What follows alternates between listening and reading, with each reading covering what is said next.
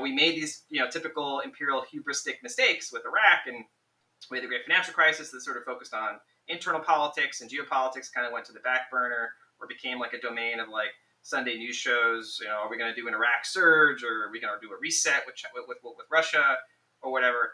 And now it's like it's going to become omnipresent because it filters into every aspect of your lives, right? Where you get your stuff.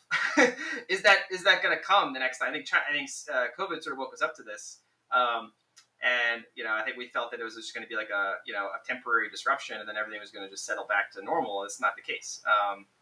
So yeah, that's why Taiwan matters. That's why these things matter, because they're highly path dependent, right? And we live in a very highly nonlinear couple dynamic system where like the butterfly flaps its wings and you get a hurricane, right? It's why you have to pay attention. I focus on like all the little things, because those little things can turn into very big things very quickly.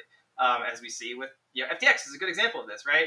Oh, there's some weirdness going on with CZ, and why did he just post that thread, and then all of a sudden, whatever, the token falls by 90% in a day, right? Like these systems we built like look stable and then they break, right?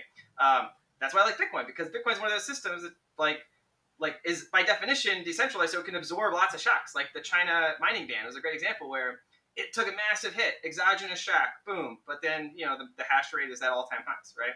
Doesn't mean the dollar price is going to be stable, right, by any means. It's going to likely be highly volatile. But these are very different models for how you think about building systems. And that's what attracts me a lot about Bitcoin, is that they model of a type of system that is assumes nothing's going to work out, and assumes that things are going to break, and you just need to build resilience and redundancy, decentralization to those systems, so you're not vulnerable to single points of failure. You're not vulnerable to an opaque balance sheet or a single person making a bad decision, and then that has cascading implications to everyone who is anywhere nearby.